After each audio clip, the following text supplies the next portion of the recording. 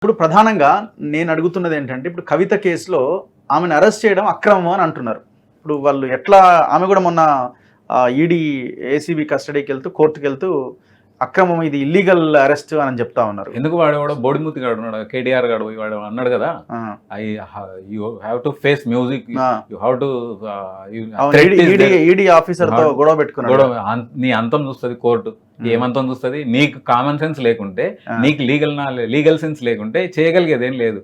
Being a minister for information technology for a state for particular period, ఒక 10 సంవత్సరాలు చేసినావు, నీకు ఆ మాత్రం లీగల్ నాలెడ్జ్ లేదా? ఎప్పుడైతే ఛార్జ్ షీట్ పడ్డదో, అభిషేక్ బోయినపల్లిని అరెస్ట్ చేసినప్పుడు అనుకుంటా, థర్డ్ ఛార్జ్ షీట్ లో కవితను అక్యూజ్డ్ గా చూపించారు. ప్రయర్ టు దట్ మార్చ్ లో సుప్రీంకోర్టుకి ఆమె వెళ్ళినప్పుడు షీ వాజ్ సస్పెక్ట్ గా ఒక కోర్టులో, సుప్రీంకోర్టులో పిటిషన్ ఫైల్ చేసిండ్రు. ఆర్గ్యుమెంట్కి వచ్చిన రోజు 27 మార్చ్ 2023 నాడు కోర్టు ముందు ఆర్గ్యుమెంట్కి వచ్చినప్పుడు కవిత లాయర్లు మమ్మల్ని అరెస్ట్ చేసే అవకాశం ఉంది, స్టే చేయండి, అరెస్ట్ చేయకుండా ప్రొహిబిటరీ ఆర్డర్స్ ఇవ్వండి అన్నప్పుడు స్ట్రైట్ గా వాళ్ళు ఏఎస్జీ సొలిసిటర్ జనరల్ ఆ రోజు, మేము ఆమెను అరెస్ట్ చేయట్లేదు, she's suspect, why she's approach the court, ఎందుకు భయంతో వచ్చిర్రు అని చెప్పి వాళ్ళు ఆశ్చర్యం వ్యక్తం చేసిన సందర్భంలో కోర్టు ఆర్డర్ ఇవ్వలేదు. వాళ్ళు అరెస్ట్ చేయమంటున్నప్పుడు ఇంకెక్కడ ఆర్డర్? అంటే కత్తి లేదు, ఒక పొడుసుడాడు ఉందన్న ఉద్దేశంతో ఆ రోజు సుప్రీంకోర్టు పక్కకు పెట్టేసింది. తర్వాత జరిగిన పరిణామ క్రమాల్లో మీరు రిట్ పిటిషన్ విత్డ్రా చేసుకొని, సస్పెక్ట్ కాదు నేను అక్యూజ్డ్, మళ్ళీ నన్ను అరెస్ట్ చేసే ప్రయత్నం చేసే అవకాశం ఉంది, నేను ఒక MLC discharging duty as MLC for particular party అని చెప్పి మీరు పిటిషన్ వేయాల్సింది. కాలం చెల్లిన పిటిషన్, కాలదోషం పట్టిన పిటిషన్ పట్టుకొని నిన్న అదే రోజు వచ్చింది, అది 15th రోజు మార్నింగే వచ్చింది. వీళ్ళు ఏమంటున్నారు, ఈడీ కోర్టుకి అఫిడవిట్ ఇచ్చింది, అఫిడవిట్ లో వీళ్ళు చాలా క్లియర్ గా కవితని అరెస్ట్ చెయ్యము అని చెప్పిన తర్వాత ఎట్లా అరెస్ట్ చేస్తారు అన్నది మీడియాలో. Nothing doing, they obtained arrest warrant from particular court, enforcement directorate court నుంచి అరెస్ట్ వారెంట్, సెర్చ్ వారెంట్ తీసుకొని వచ్చిండ్రు. ఎప్పుడు వస్తుంది వారెంట్, అరెస్ట్ వారెంట్ అంటే అక్యూజ్డ్ గా ఉన్న వ్యక్తి సహకరించకపోతే, ఇన్వెస్టిగేషన్ కి సమన్ చేసినప్పుడు, కాల్ చేసినప్పుడు, నోటీస్ ఇచ్చినప్పుడు ప్రతిస్పందించకపోతే వాళ్ళు ఒక పిటిషన్ ఫైల్ చేస్తారు కోర్టులో. పిటిషన్ ఫైల్ చేసి issue NBW non bailable warrant issue చేయండి అని, అట్లా తెచ్చుకున్న వారెంట్ తో అరెస్ట్ చేసిన రామెను. There is no such procedure. Actually వాళ్ళు వేరే ప్రొసీజర్ ఫాలో కాలేదు, కోర్టు వారెంట్ ని ఎగ్జిక్యూట్ చేసిండ్రు అక్కడ, కోర్టు వారెంట్ ఇచ్చింది అక్కడ. కోర్టు అంటే ఇంకా where is the abuse of process? Court warrant supreme కోర్టుకి వెళ్ళినప్పుడు అది వ్యాలిడ్ వీళ్ళు కదా అడగాల్సింది, టైం అడిగింది వీళ్ళు, ఒక జూనియర్ న్యాయవాదిని నిలబెట్టి వీళ్ళు టైం అడిగినరు. ఏదో తప్పించుకుంటాం, 6 నెలల నుంచి తప్పించుకుంటుంది కదా, కాలం గడిచిపోతుంది కదా, అట్లే దొబ్బుదామని ప్రయత్నం వీళ్ళు చేసారు. వీళ్ళ lack of knowledge, legal knowledge లేదు. అంటే వీళ్ళు ఏదైనా అఫెన్సివ్ ఆలోచన ఉండాలి, దాడి చేయాలి, మమ్మల్ని అరెస్ట్ చేసి రామెను చూపించి ఎలక్షన్ లబ్ధి పొందాలనుకున్నారు, కానీ బూమరంగ్ అయ్యి ఖాళీ అయిపోయింది, పార్టీ ఖాళీ అయిపోయింది, దెబ్బకి ఖాళీ అయిపోయింది. సో ఇప్పుడు ఈమె రేపు జరిగే విచారణలో ఈమెకి ఏమి పాజిటివ్ గా రిజల్ట్ వచ్చే అవకాశం లేదా? That petition should be dismissed with costs. ఖచ్చితంగా కాస్టులు కూడా ఇస్తారు, ఇంపోజ్ చేస్తారు, కాస్ట్లు ఇంపోజ్ చేస్తారు. ఎందుకంటే తప్పుడు ఇన్ఫర్మేషన్ తో వచ్చిండ్రు, వాళ్ళని బెదిరించిండ్రు. వాళ్ళు కూడా అదంతా రికార్డ్ సబ్మిట్ చేస్తారు. ఒక మాజీ మంత్రి అట్లా ఎట్లా బెదిరిస్తారు, నీ అంత చూస్తుంది కోర్టుకు తెలియదా ఎట్లా అంత చూడాలని?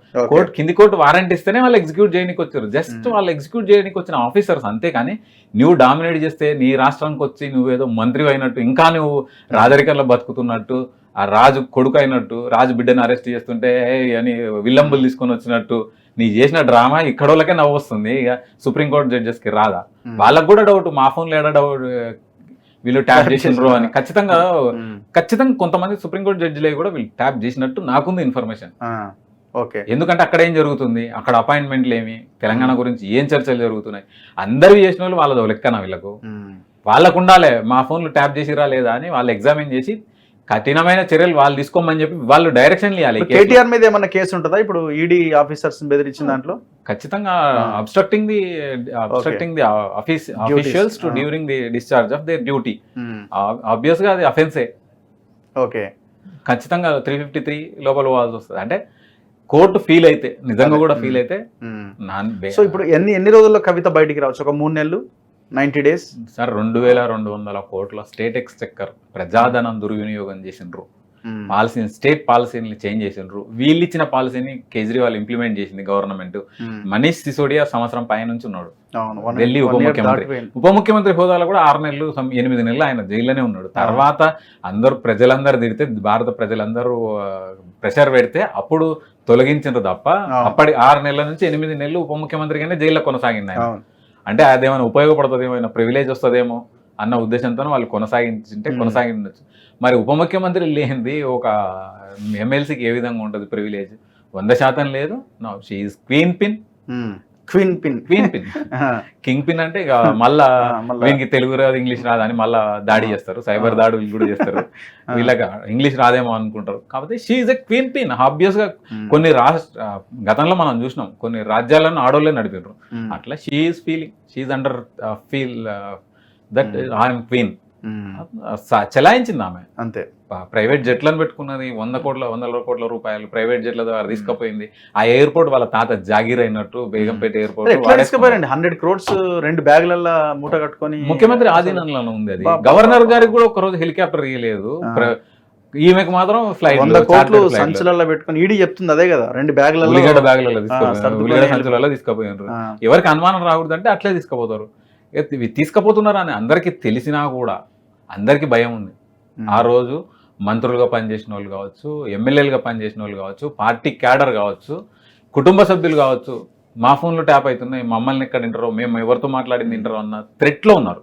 మీరు ఒక్క సెకండ్ ఫోన్ ట్యాపింగ్ బయటకి వచ్చిన మరుక్షణం, కవితను అరెస్ట్ చేసిన 2వ క్షణం ఎమ్మెల్యేలు అందరూ బయటకు పోవడానికి కారణం ఏంటంటే వాళ్ళ ఎమ్మెల్యేల ఫోన్లను కూడా వాళ్ళు ట్యాప్ చేసిరన్న విషయం ఆ ఎమ్మెల్యేలకు అర్థమైంది. కేసీఆర్ని డైరెక్ట్గా డిమాండ్ చేస్తున్నాం మీ ద్వారా, నేను నిజంగా కూడా నీకు దమ్ము ధైర్యం ఉంటే, అంటే ఆ మాట నేను మాట్లాడొచ్చో లేదో తెలియదు కానీ విచక్షణాధికారం ఏమైనా ఉంటే, పెద్దగా నువ్వు ఫీల్ అవుతుంటే తెలంగాణ సమాజానికి ఒక్కసారి నీ బిడ్డ మీద, నీ కొడుకు మీద ప్రమాణం చేయి. నీ ఎమ్మెల్యేల ఫోన్లను ట్యాప్ చేయలేదని, నీ మంత్రుల ఫోన్లను ట్యాప్ చేయలేదని, వాళ్ళు పార్టీ దాటిపోతుంటే కడుపు కొట్టుకుంటున్నావు, నోరు కొట్టుకుని లబలబ కొట్టుకుంటున్నావు. మరి నువ్వు ట్యాప్ చేసినప్పుడు నీకెక్కడ అధికారం? కొడుకు కోడలు ఫోన్లో నేనే సభ్యత లేని జీవితాలు మీవి, బతుకులు మీవి, నీచమైన మనస్తత్వాలు మీవి. మరి కొడుకు కోడలు ఇల్లు ఇడిచిపెట్టిపోతుంటే ఎట్లా వెళ్ళిపోతావు రా అని ఎట్లా అడుగుతాడు? ఏ ముఖం పెట్టుకొని అడుగుతాడు? అంతే కదా sir. Anyway thank you sir. చూద్దాం ఈ కేసు ఎంతవరకు వెళ్తుంది, ఎట్లా ఉంటుంది అన్నది. మరి ఎఫ్ఐఆర్ ఫైల్ అయిందా మీ కేసుల విషయంలో? నేను రిక్వెస్ట్ చేస్తున్నా పంజాగుట్ట పోలీస్ని, ముఖ్యమంత్రి గారిని కూడా నేను రిక్వెస్ట్ చేస్తున్నా. అల్టిమేట్ బెనిఫిషియరీ ఈజ్ కేసీఆర్ కాబట్టి, లబ్ధి పొందింది కేసీఆర్ కాబట్టి first they should made as a party KCR A1 గా పెట్టి అరెస్ట్ కూడా చేయాలి. అరెస్ట్ చేస్తేనే న్యాయం జరుగుతుంది తప్ప అరెస్ట్ చేయనంత వరకు ఏమి ఒరిగేది లేదు. ఎలక్షన్ కోడ్ తప్పు చేసిన వాడిని అరెస్ట్ చేయకూడదని ఎలక్షన్ కోడ్లో కూడా లేదు. ప్రతిపక్ష నాయకుడు కావచ్చు, తప్పు చేయకుండా వీళ్ళని కాపాడుకోవాలి అంతే తప్ప తప్పు చేసినప్పుడు ఎలక్షన్ కోడ్ ఏమి అడ్డు రాదు. Anyway thank you sir, thank you very much. So ఇది ఈ లిక్కర్ స్కామ్కి, ఫోన్ ట్యాపింగ్ కేసుకి చాలా దగ్గరి సంబంధం ఉన్నది. ఇందులో సంతోష్ రావు చాలా కీలకమైన వ్యక్తి అని అరుణ్ కుమార్ గారు అడ్వకేట్ చెప్తా ఉన్నారు.